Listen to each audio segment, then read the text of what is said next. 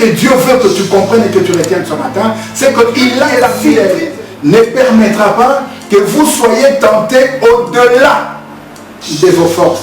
Mais avec la tentation, il le préparera. Nous avons tendance à le condamner. Nous avons tendance à l'accuser. Seigneur, c'est toi qui as... Mais cela n'a pas empêché que la tempête puisse souffler.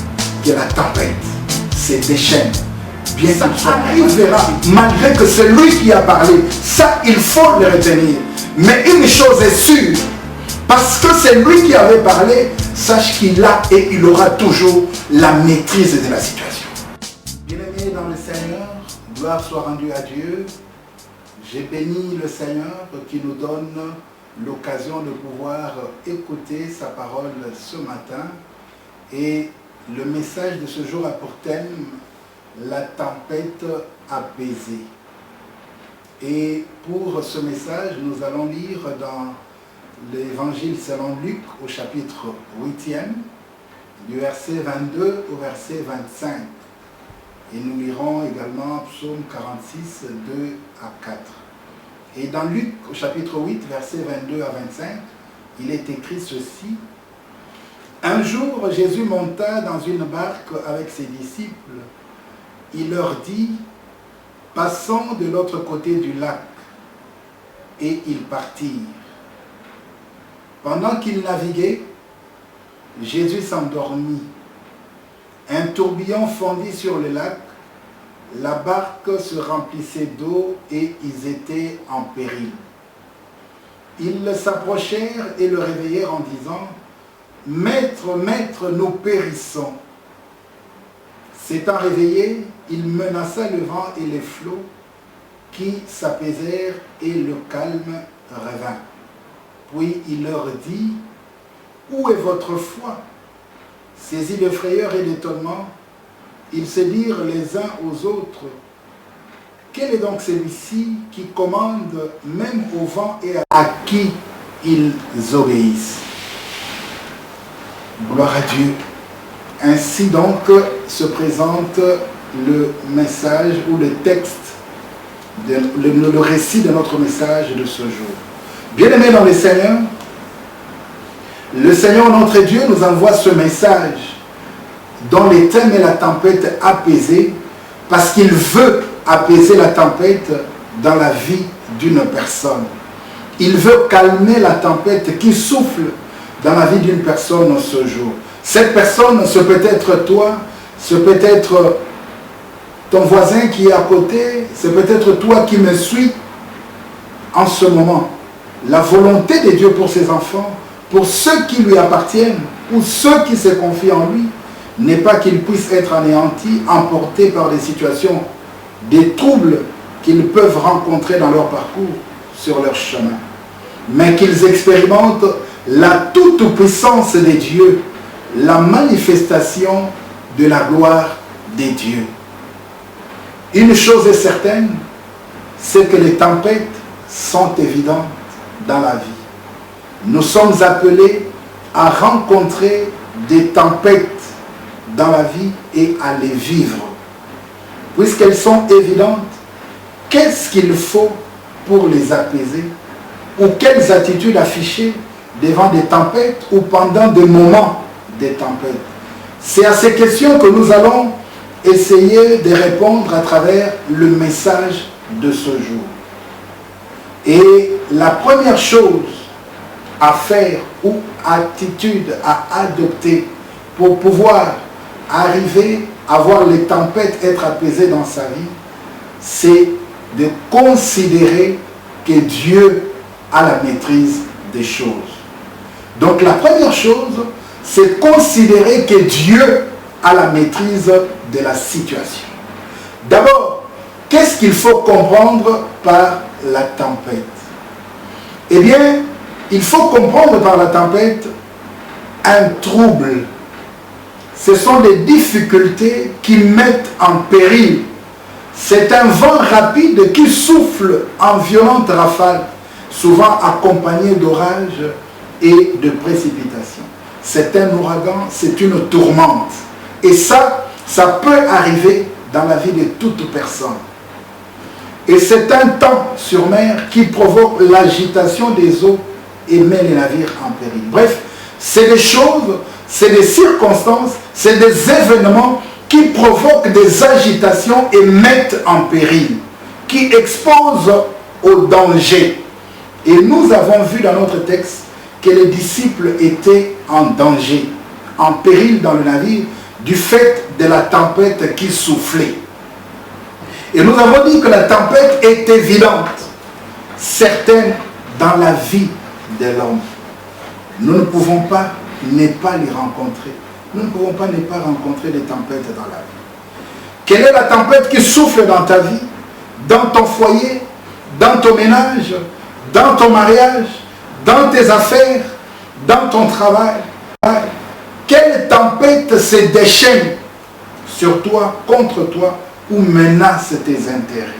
Eh bien, devant ces tempêtes-là, que ce soit dans ta vie, dans ton ménage, dans ton foyer, dans ton mariage, devant ces tempêtes-là, toi qui les vis, sache que Dieu a la maîtrise de la situation. Voilà ce que Dieu veut que tu comprennes et que tu retiennes ce matin, c'est qu'il a la maîtrise de la situation. Toi qui fais face à une tempête quelconque dans ta vie, sache que Jésus-Christ, que Dieu a la maîtrise de la situation. Bien-aimé dans le Seigneur, puisqu'il a la maîtrise de la situation, il ne permettra donc pas que cela puisse arriver.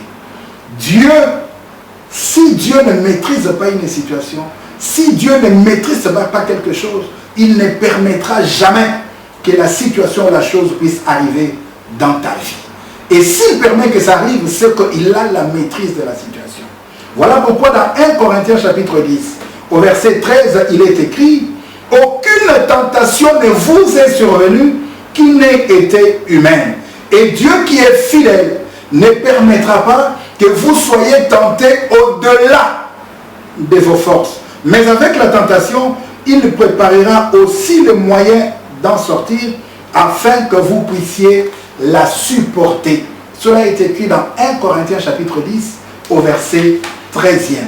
Bien-aimés, les tempêtes dans la vie ne signifient pas que Jésus-Christ est là. Les tempêtes dans la vie ne signifient pas que Jésus-Christ est absent, qu'il n'est pas présent. Sa présence, la présence de Dieu, la présence de Jésus dans la vie d'une personne n'empêche pas la tempête. Cela ne veut pas dire lorsque tu rencontres, tu fais face à une tempête quelconque, que tu es en dehors de la volonté de Dieu. Non, bien-aimé dans le Seigneur. C'est bien Jésus qui avait dit à ses disciples: allons sur l'autre bord. C'est le Seigneur lui-même qui a dit à ses disciples: allons sur l'autre bord. Et il était présent dans la barque quand la tempête s'est déchaînée, quand la tempête a soufflé. Je viens te dire, mon frère, ma soeur, que Dieu avait parlé à ton sujet et que Dieu t'avait parlé. Il t'a dit que cet homme, c'est ton mari. Il t'a dit que cette femme, c'est ta femme. Il t'a dit que c'est ton mariage. Il t'a dit que ce travail, c'est ton travail. C'est lui qui t'a donné ce travail. C'est lui qui t'a conduit quelque part, là où tu te retrouves aujourd'hui, dans tel ou tel autre pays, dans telle ou telle autre ville. C'est lui qui t'a conduit à ces endroits-là. C'est lui qui a fait que tu t'y retrouves, bien-aimé dans le Seigneur.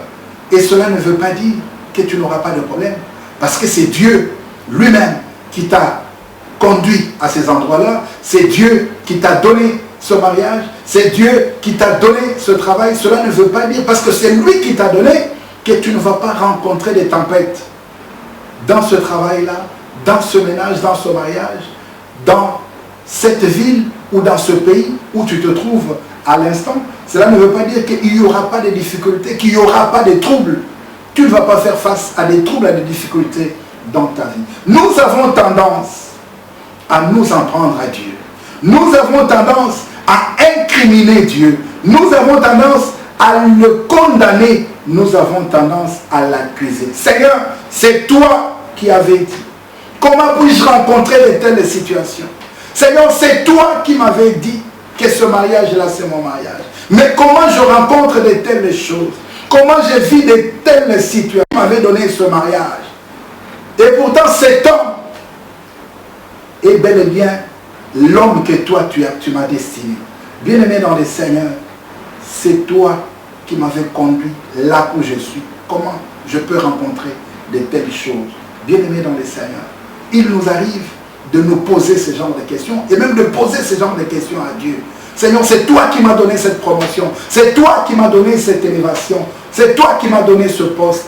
Mais comment se fait-il que maintenant je rencontre des oppositions, des problèmes, des difficultés dans ce que toi tu m'as donné? Bien-aimé dans le Seigneur, cela ne veut pas dire que Dieu n'est pas là. Non, cela ne veut pas dire que Dieu n'est pas avec toi. Eh bien oui, Dieu est pourtant là. Jésus était dans la barque. Mais cela n'a pas empêché que la tempête puisse souffler, que la tempête se déchaîne, bien qu'il soit dans la barque, et bien que ce soit lui qui ait dit aux disciples, allons sur l'autre bord. Bien-aimé dans le Seigneur, c'est Dieu qui avait conduit Israël en Égypte. C'est lui qui a fait que Israël se retrouve en Égypte. Et il n'a pas empêché pour cela qu'Israël se retrouve dans la servitude. Ce n'est pas donc parce que Dieu a dit quelque chose, ce n'est pas parce que Dieu t'a conduit quelque part que tu ne vas pas rencontrer de problèmes dans ta vie. J'aimerais que tu comprennes bien ces choses et que tu les retiennes. C'est lui qui avait dit, allons sur l'autre bord. C'est lui qui a fait que les disciples se retrouvent dans la barque pour aller sur l'autre bord. Malgré que celui qui avait parlé, la tempête a quand même soufflé, la tempête s'est déchaînée et les disciples se sont retrouvés en difficulté. Je viens annoncer à une personne, je viens dire à une personne, c'est vrai, tu es dans la volonté de Dieu. C'est Dieu qui t'avait dit, c'est Dieu qui t'avait parlé avant même de t'engager. Mais ce n'est pas parce c'est lui qui avait parlé que tu ne vas pas rencontrer de problèmes, que tu ne vas pas rencontrer des situations troubles dans ta vie, que tu ne vas pas connaître ou faire face à des tempêtes. Ça arrivera malgré que c'est lui qui a parlé. Ça, il faut le retenir. Mais une chose est sûre, parce que c'est lui qui avait parlé, sache qu'il a et il aura toujours la maîtrise de la situation. C'est lui qui avait dit aux disciples, allons sur l'autre bord. Et il était dans la barque, il était présent. Mais la tempête s'est quand même élevée. Dans la tempête, il avait la maîtrise de la situation. C'est ce que Dieu veut que tu retiennes. Lorsque tu auras à faire face à des tempêtes, sache que c'est lui qui t'avait parlé, est présent avec toi et il a la maîtrise de la situation. Bien aimé, s'il n'a pas la maîtrise de la situation, il ne permettra pas que la chose arrive. Il ne va pas permettre que cette tempête puisse souffler dans ta vie. Mais s'il permet, bien aimé, rien ne peut arriver si l'Éternel ne le permet, ne l'ordonne. S'il permet que ça arrive, c'est qu'alors, il sait qu'il a la maîtrise de la situation. Et il sait également qu'il t'a doté des capacités pour pouvoir surmonter ces problèmes. J'aimerais amener une personne à comprendre ce matin, toi qui fais face à des tempêtes, sache que ton Seigneur a la maîtrise de cette situation-là. C'est que ces tempêtes-là ne vont pas t'emporter. C'est que ces tempêtes ne vont pas t'anéantir, mais ces tempêtes sont sous la maîtrise de ton Seigneur et de ton Dieu. Alléluia. Bien-aimé dans le Seigneur, Jésus a la maîtrise de la situation. Ton Dieu a la maîtrise de la situation. Dans Jean, au chapitre 16, au verset 33, la Bible dit ceci. Voilà ce qui est écrit dans Jean 16, au verset 33. Il est écrit ceci. Je vous ai dit ces choses afin que vous ayez la paix en moi. Vous aurez des tribulations dans le monde, mais prenez courage, j'ai vaincu le monde. Amen. Je vous ai dit ces choses afin que vous ayez la paix en moi. Bien aimé, les tempêtes peuvent arriver, mais le Seigneur veut que vous ayez la paix. Il a la maîtrise de la situation. Toi qui traverses des moments difficiles en ce moment, toi qui as des problèmes compliqués, toi qui vis des situations troubles dans ta vie, sache que ton Seigneur a la maîtrise de la situation. Toi qui traverses des moments compliqués, eh bien le Seigneur te dit ce matin qu'il a la maîtrise de la situation. Malgré la présence de Jésus dans la barque, la tempête avait soufflé. elle s'était déchaînée. Je te confirme que Dieu, c'est Dieu qui avait parlé à ton sujet et pour ton cas, malgré ce que tu vis en ce moment-ci. Sache et considère qu'il a la maîtrise de la situation. Bien-aimé dans le Seigneur, c'est Jésus-Christ qui calme les tempêtes. Il va et veut apaiser les tempêtes dans ta vie. Il le fera parce qu'il en a la maîtrise. Ne te laisse pas effrayer par ces tempêtes-là. Ok? Garde ton calme. Ne te laisse pas effrayer par la situation que tu traverses. Mais sois serein parce que c'est lui qui est avec toi. Il le sait. C'est lui qui avait parlé. Il sait ce qu'il avait dit et il a la maîtrise de la situation. Bien-aimé dans le Seigneur, ces tempêtes-là ne t'emporteront pas. Ces tempêtes-là ne vont pas t'anéantir. Il a la maîtrise de la situation parce que c'est lui qui le permet. Dans 1 Pierre au chapitre 4, au 12e verset, la Bible dit, « Mais bien-aimés, ne trouvez pas étrange d'être dans la fournaise de l'épreuve, comme s'il vous arrivait quelque chose d'extraordinaire. » Alléluia. Ce n'est pas quelque chose d'ordinaire. Il dit, ne trouvez pas étrange d'être dans la fournaise de l'épreuve, comme s'il vous arrivait quelque chose d'extraordinaire. Bien-aimé dans le Seigneur, la fournaise de l'épreuve, c'est ça les tempêtes que tu rencontres dans ta vie. Ce n'est pas quelque chose d'extraordinaire. Ne te laisse pas effrayer par cela. Sache que ton Dieu a la maîtrise de la situation. Malgré les tempêtes que tu vis, malgré les tempêtes auxquelles tu fais face, sache que le Seigneur a la maîtrise de la situation. Ça, c'est la première chose qu'il veut. Considère donc que ton Dieu a la maîtrise de la situation. Toi qui fais face à des tempêtes, considère cela. C'est la première chose que tu dois retenir et c'est l'attitude que tu dois afficher. Bien-aimé dans le Seigneur, considère, lorsque tu fais face à des tempêtes, que ton Dieu, ton Seigneur, a la maîtrise de la situation. Et la deuxième chose qu'il veut que tu retiennes ce jour, c'est de pouvoir appeler Jésus à l'intervention. Lorsque tu fais face à des tempêtes et que tu veux que cette tempête-là soit apaisée ou puisse s'apaiser, ce qu'il faut faire, c'est d'appeler Jésus-Christ à l'intervention. Bien-aimé dans le Seigneur, il a fallu que les disciples réveillent Jésus-Christ, que les disciples fassent appel à son intervention. Tant qu'ils n'avaient pas recouru à son intervention, les dangers persistaient. La tempête continuait à battre la barque. Mon frère, ma soeur, ne cherche pas à agir seul, toi-même, devant des situations de trouble. Ne cherche pas des solutions par tes propres voies. Tourne-toi vers Jésus. Les disciples étaient dans la barque, la tempête était en train de souffler et il a fallu qu'ils se tournent vers Jésus-Christ pour le réveiller. Maître, réveille-toi, nous périssons. Ils se sont tournés vers le Seigneur et ils l'ont appelé en intervention. Ils ont appelé l'intervention à l'intervention de Jésus-Christ de Nazareth. Bien-aimé dans le Seigneur, toi qui rencontres des tempêtes dans ta vie et qui fais face à des tempêtes dans ta vie, si tu veux que cette tempête puisse être apaisée, il faut faire appel à Jésus-Christ. Il faut recourir à son intervention. Ne cherche pas des solutions par tes propres voies. Appelle Jésus à l'intervention. Les disciples ont fait appel à lui. Il était bien dans la barque, mais la tempête était là. Et ils ont eu recours à lui. Ils ont demandé son secours. Et lorsqu'ils ont fait appel à lui, il s'est réveillé. Les disciples se sont tournés vers Jésus-Christ. Bien-aimé dans le Seigneur, ne cherche pas à sortir de tes problèmes par tes propres efforts. Les disciples avaient compris que la solution ne pouvait venir que de Jésus-Christ de Nazareth. Que c'est lui qui était le Maître, le Seigneur, le Créateur de toutes choses. Le Maître de l'univers visible et invisible. Où cherches-tu tes solutions? Où cherches-tu ton secours? Auprès de qui tu vas chercher le secours? Il est dit dans Psaume 121. Je lève les yeux, même les yeux vers le montagne. D'où me viendra le secours? Le secours me vient de l'Éternel qui a fait le ciel et la terre. Bien-aimé, le secours ne peut venir que de lui.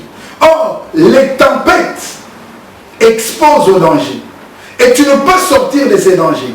Tu ne peux voir ces dangers être écartés que si tu sais faire recourir à Jésus-Christ. Je lève mes yeux vers les montagnes. D'où me viendra le secours? Bien-aimé, le véritable secours ne peut venir que de Jésus-Christ. Lorsque tu es accablé par des problèmes, des situations compliquées, des situations qui te dépassent, qui t'exposent à des dangers énormes, qui te mettent ta vie en péril, eh bien, le Seigneur te demande d'avoir recours à lui. Le Seigneur te demande de rechercher plutôt son secours. Ne cherche pas le secours des hommes. Cherche le secours des dieux. Je lève mes yeux vers la montagne. D'où me viendra le secours? Le secours me vient de l'Éternel qui a fait le ciel et la terre. Le secours ne peut venir que de l'Éternel.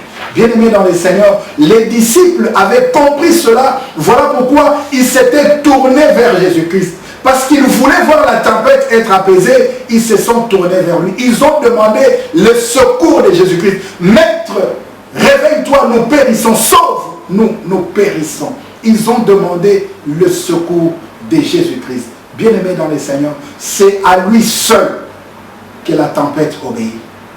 C'est à Jésus-Christ seul que le vent et la mer obéissent. Tu veux que la tempête s'apaise? Alors laisse la place à Jésus-Christ d'agir. Le problème avec nous, peuple de Dieu, enfants de Dieu, avec nous les humains, nous ne voulons pas laisser à Jésus-Christ la première place. Nous voulons agir à la place des dieux. Nous voulons faire de Dieu notre assistant. Nous voulons que Dieu soit spectateur et que nous soyons des acteurs. Non, nous devons changer les choses. Il faudrait que Dieu soit l'acteur.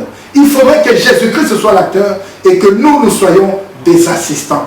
Que ce soit lui qui agisse et que nous soyons derrière lui. Bien-aimés dans le Seigneur, c'est ce que les disciples avaient fait. Ils ont dit, sauve-nous, réveille-toi, sauve-nous, nous périssons. Et ils ont laissé Jésus agir. Bien-aimés dans le Seigneur, chaque fois que tu chercheras à agir à la place de Dieu, eh bien tu ne pourras jamais te tirer d'affaire. Il te sera difficile de sortir de la situation dans laquelle tu es. Laisse plutôt Dieu, laisse Jésus-Christ agir. Qu'il ne soit pas un simple spectateur, mais qu'il soit un acteur. Et que toi tu sois l'assistant. Ne sois pas l'acteur et que lui soit l'assistant. Mais laisse-lui être l'acteur et que toi tu l'assistes. Que toi tu sois derrière lui. Voilà ce qu'il avait dit. Moïse avait dit aux enfants d'Israël. Lorsque ils sont sortis de l'Égypte et qu'ils allaient pour pouvoir traverser la mer Rouge, Moïse leur a dit, gardez silence et regardez la délivrance que l'Éternel va vous accorder ce jour.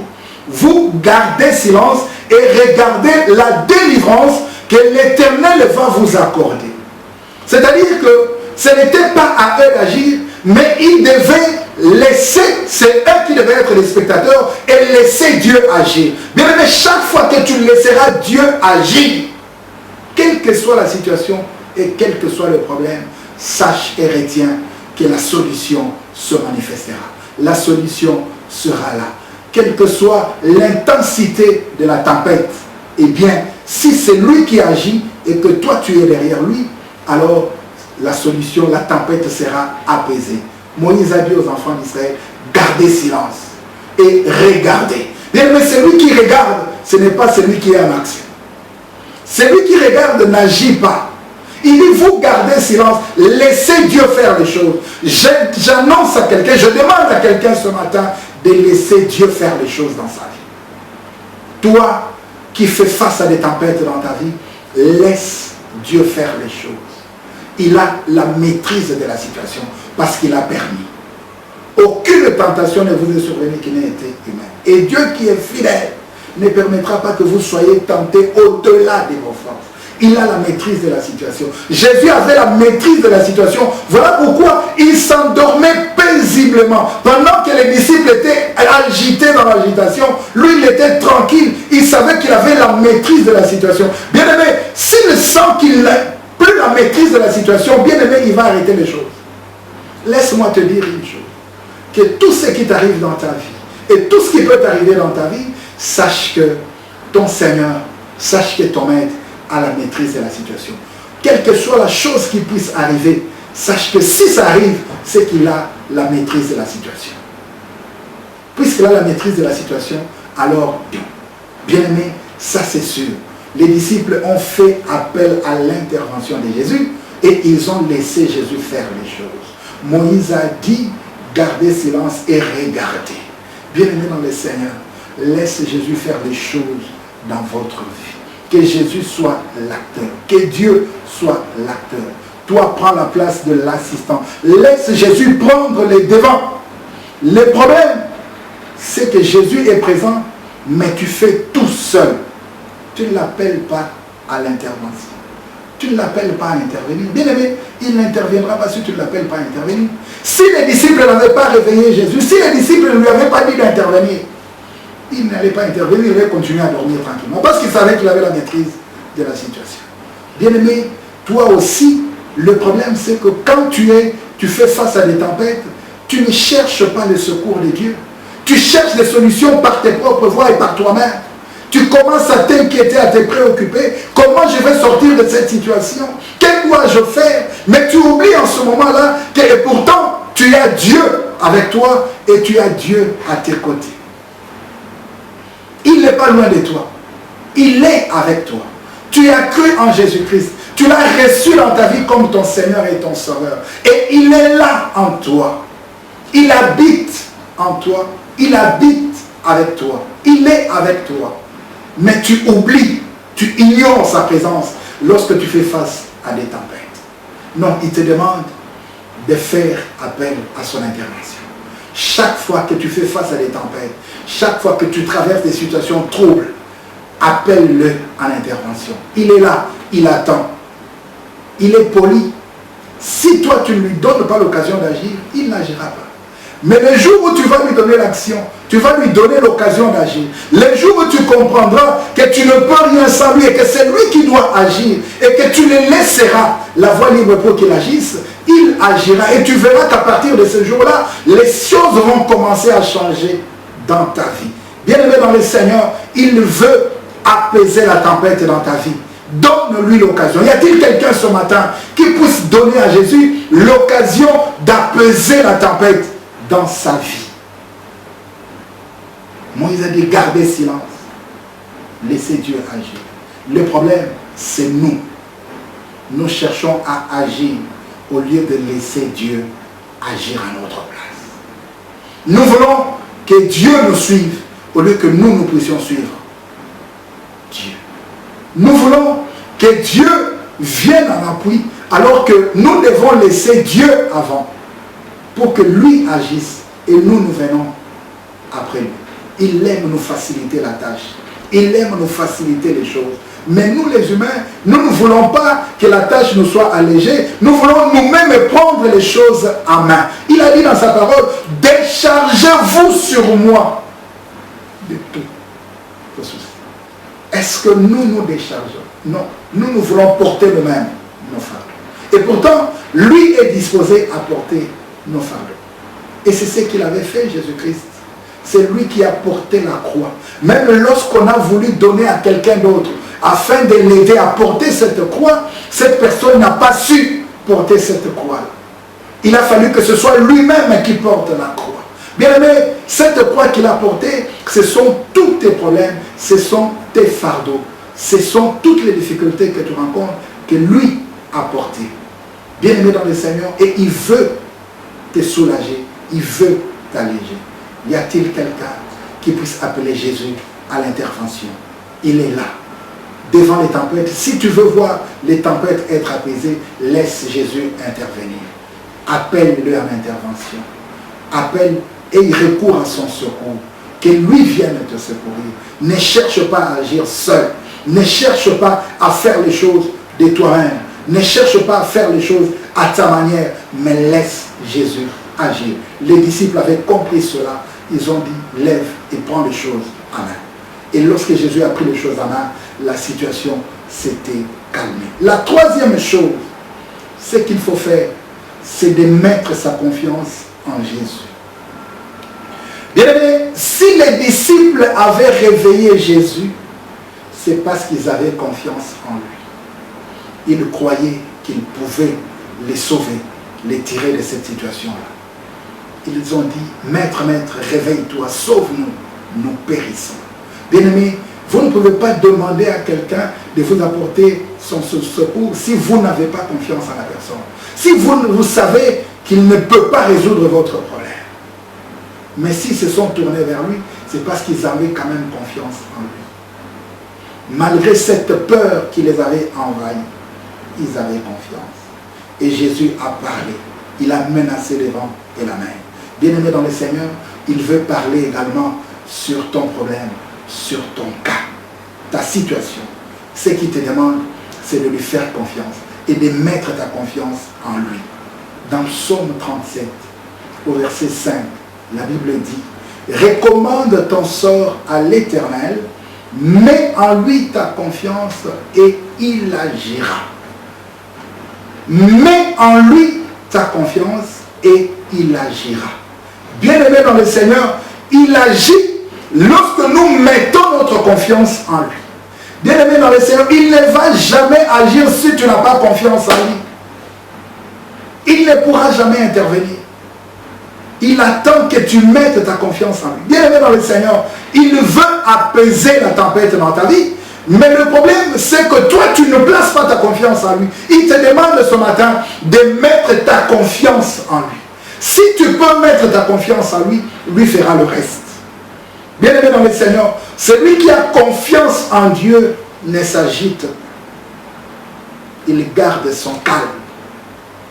Dieu te demande de lui faire confiance, de garder ton calme. L'agitation et le manque de confiance. Bien-aimé dans le Seigneur, et Dieu n'agit pas dans l'agitation. Dieu ne va jamais agir dans l'agitation. Mais il agit lorsque on lui fait confiance et on reste calme. Quelle que soit la situation, quels que soient les dangers, quel que soit le péril, le Seigneur te demande de garder ton calme. Voilà pourquoi dans Ésaïe au chapitre 30, au 15e verset, la Bible dit, c'est dans la tranquillité et le repos que sera votre salut. C'est dans le calme et la confiance que sera votre force. Dans le calme et la confiance. Bien-aimé, ce n'est pas dans l'agitation. Si tu es dans l'agitation, bien-aimé dans le Seigneur, tu ne pourras jamais être fort. Tu ne pourras jamais avoir le saint. Dieu intervient dans le calme. Lorsqu'on sait lui faire confiance, il te demande de mettre ta confiance en lui. Bannis donc la peur et invoque Dieu. Quelle que soit la situation, bien aimé, lorsque tu rencontres une tempête devant toi, tu fais face à une tempête, le Seigneur te demande de mettre ta confiance en lui. Ne cède pas à la panique. Bien-aimé dans le Seigneur, mets ta confiance en lui. Recommande ton sort à l'Éternel et mets en lui ta confiance. Il agira. Quelle que soit la situation, il agira.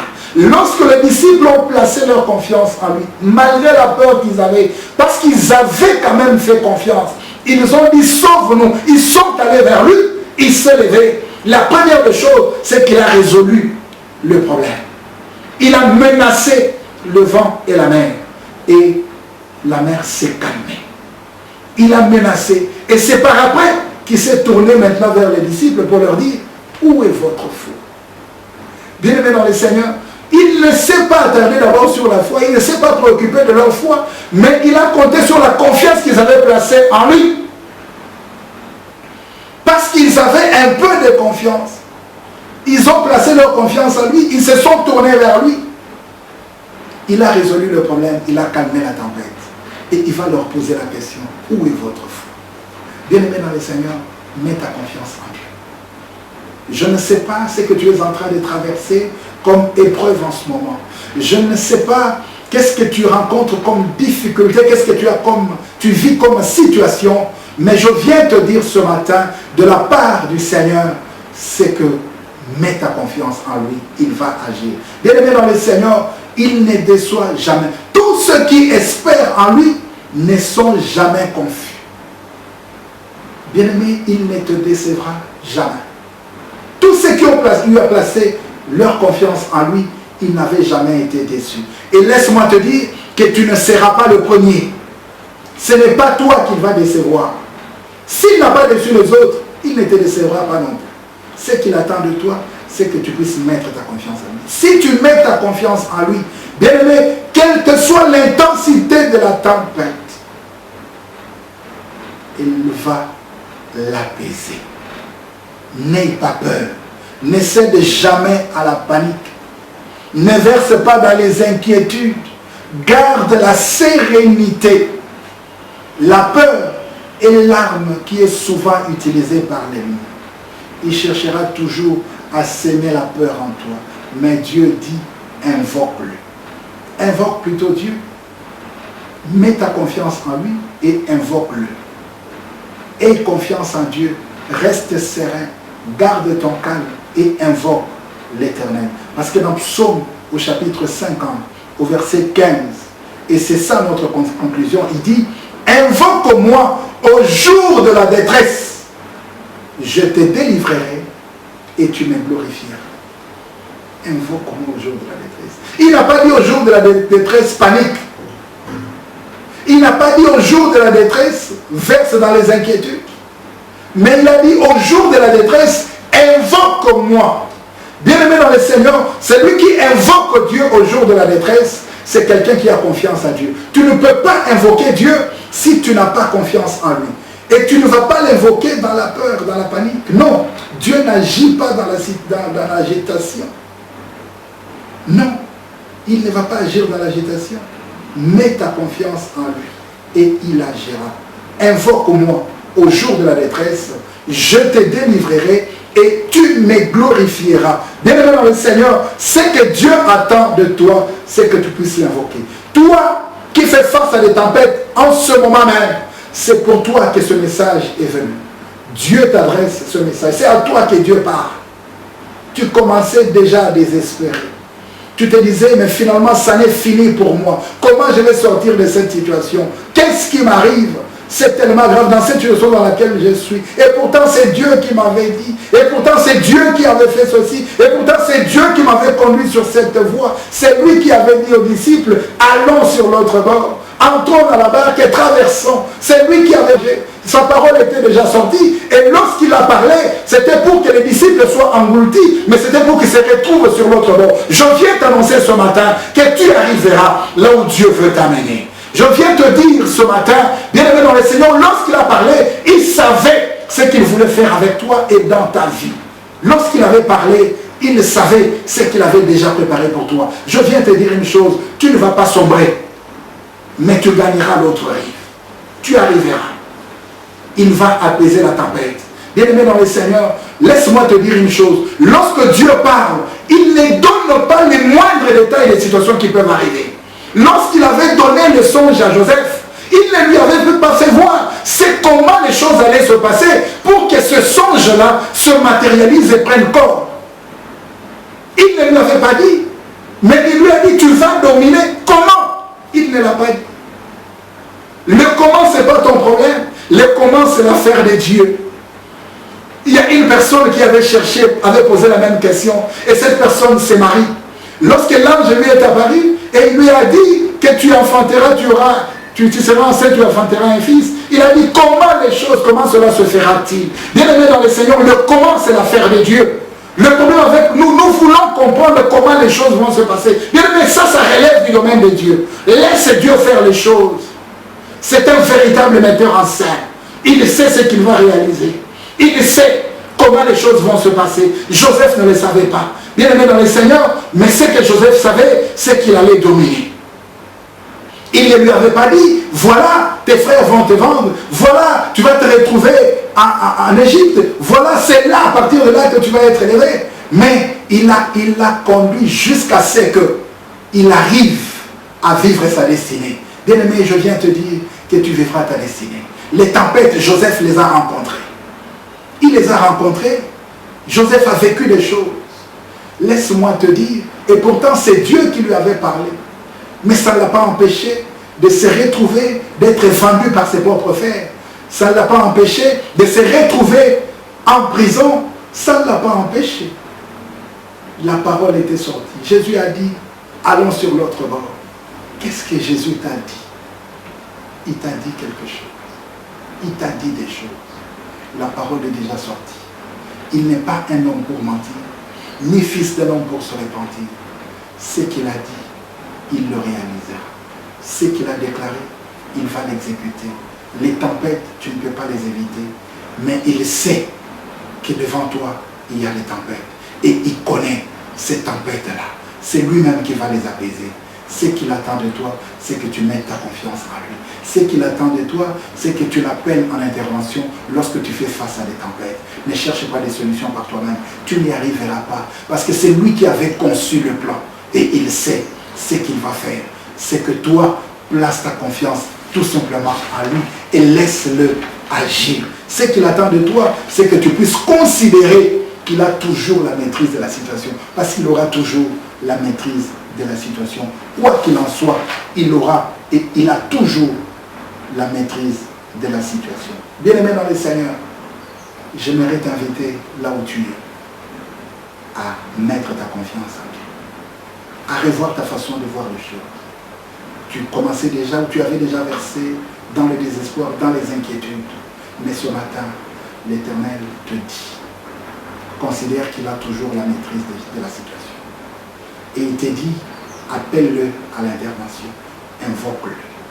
Il te dit, invoque-moi au jour de la détresse, je te délivrerai. Y a-t-il quelqu'un ce matin qui fait face à des tempêtes, qui puisse invoquer Dieu? J'aimerais t'inviter, là où tu es, à invoquer Dieu. Invoque Dieu, quelle que soit la situation, quel que soit le problème, et fais confiance en Dieu. C'est lui qui va apaiser la tempête. Il va commander et ça va s'exécuter. Il va commander et ça va s'arrêter. Comme il avait commandé, il va commander. Le vent va s'arrêter. Le vent va cesser de souffler. La tempête va s'arrêter. Il veut arrêter la tempête. Il veut calmer la tempête dans ta vie. Invoque-le. Je vous invite à la prière. Nous allons prier notre Dieu.